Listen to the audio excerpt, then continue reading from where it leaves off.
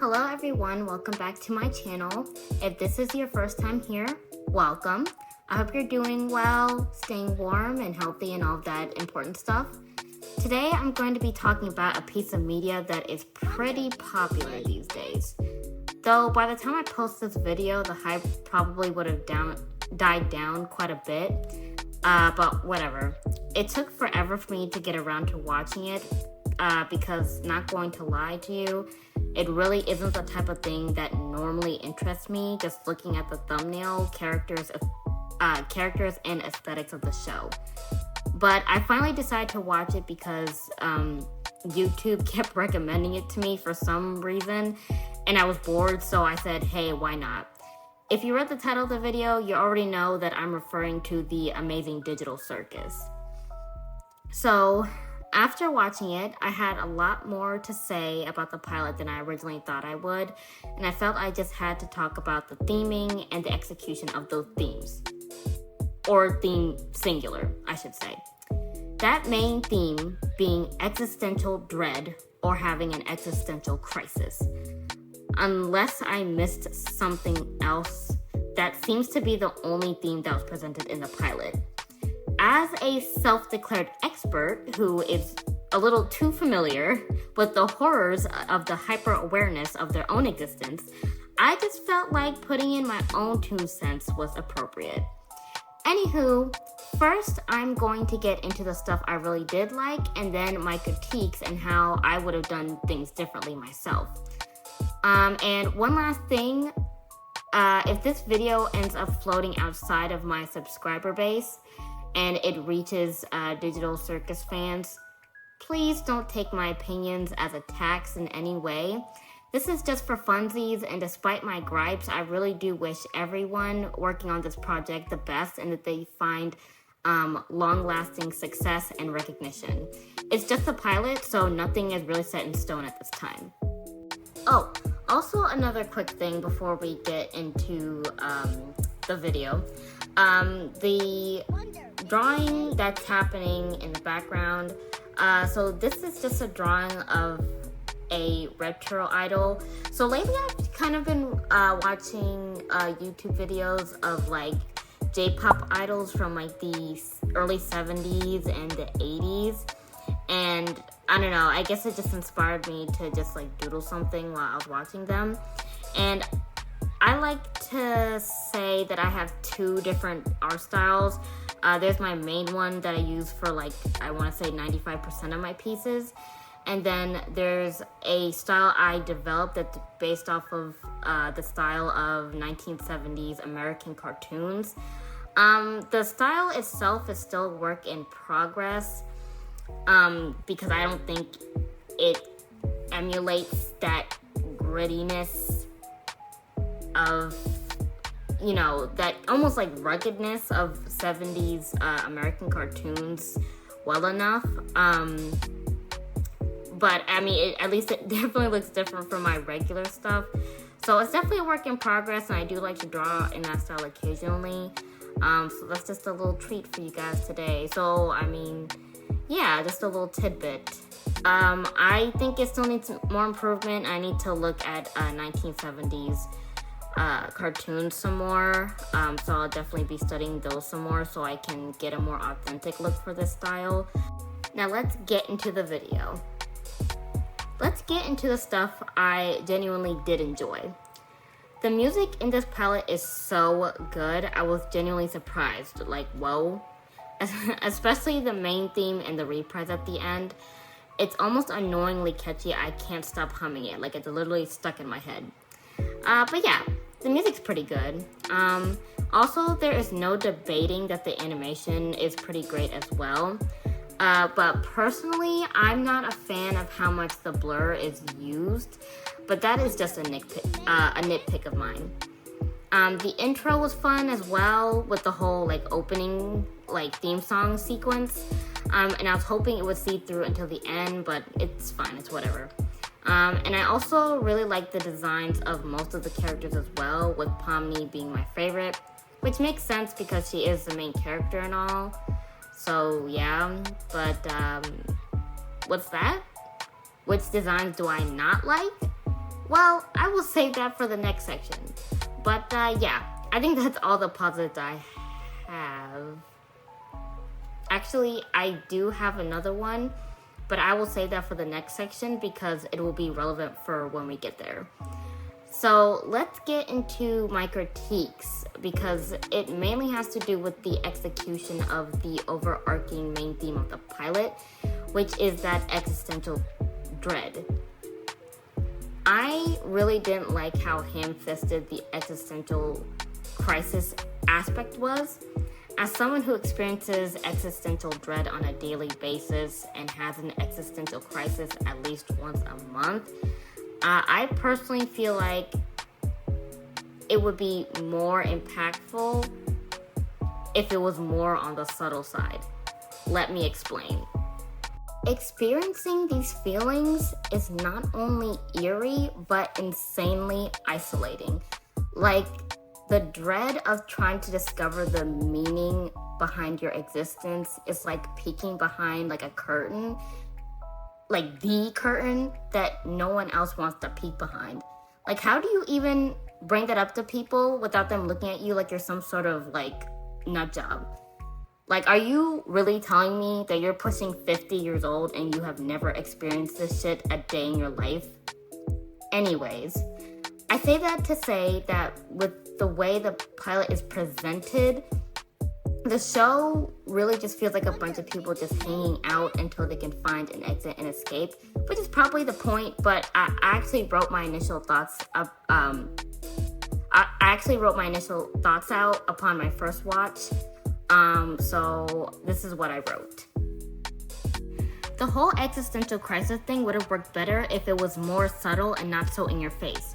For example, instead of characters kind of just bumbling around constantly reiterating how there's no way out, it would have been a lot more unsettling if Pomni was one of the only characters who are sentient in that world and aware of the fact that she doesn't belong there and she needs to escape. The main issue is that there's no real threat other than there seemingly being no exit to cause the existential crisis, which in itself is bad, but I feel like it would have been amplified if the other characters also were not aware of there being an exit and Pomni being the only one aware that this world is not real. But yeah. If the threat was that Pomni has a time limit to escape before succumbing to her programming like the other characters and watching herself slowly lose her sense of self the longer she stays there, that would have worked so well instead that there's no escape. The only inkling of that is her not remembering her real name, but other than that, all of the characters are painfully aware of their circumstances, and we just get there's no escape. Try not to succumb to the horror of it all. But like, what horror? Like, as long as you don't go insane, you're like completely fine, in a sense. Anyways, the only other sentient character should have been the doll girl, so she can serve as exposition and the viewer can latch onto what's going on and establish that threat in the story.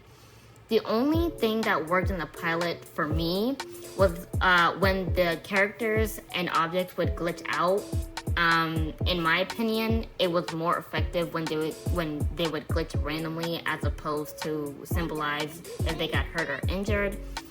And the other thing that worked for me was the ending, when Pomni is doing the 1,000-yard stare as the camera zooms out of the computer. It kind of perfectly captures that feeling when you think about how fucking huge the universe is for too long and what's the point of your existence in the first place and all that good stuff. This has literally been me every single day since 2016. Also, the character designs I don't like are Jax's and the doll girl. I keep forgetting her damn name.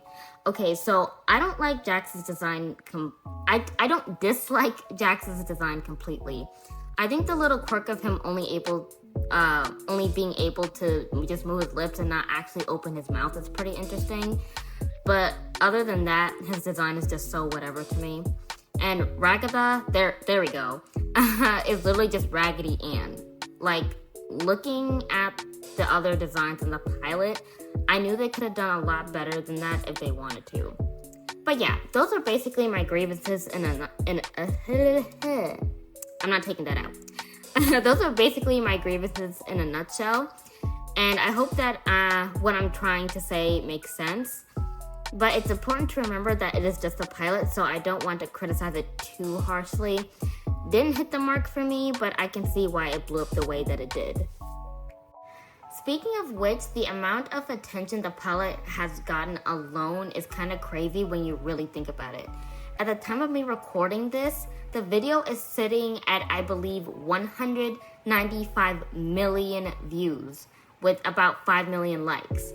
Like, I can't really think of any other indie project that has reached popularity like this in such a short amount of time, unless I'm forgetting someone.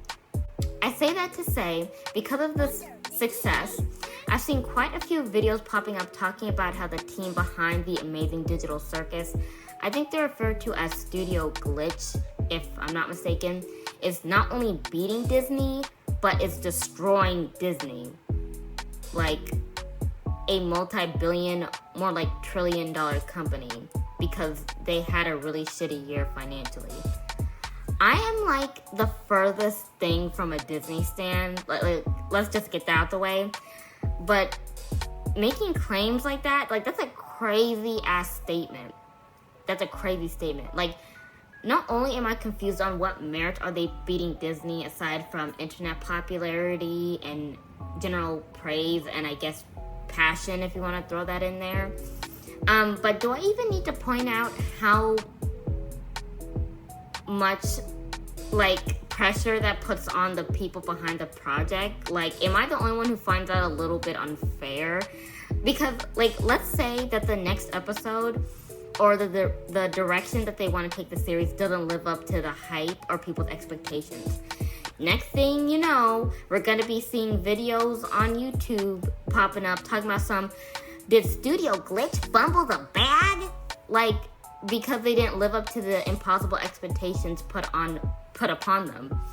And we have seen shit like this happen many times before on the internet. Like, I get that's coming from a good place and people are very excited for the future of not only the Amazing Digital Circus, but also indie animation like in general. But like, chill. Like, I want to see Disney's downfall just as much as the next guy and see more animation projects with passion put into them. But like, seriously, chill. Relax. Anyways, I think that is all from me today.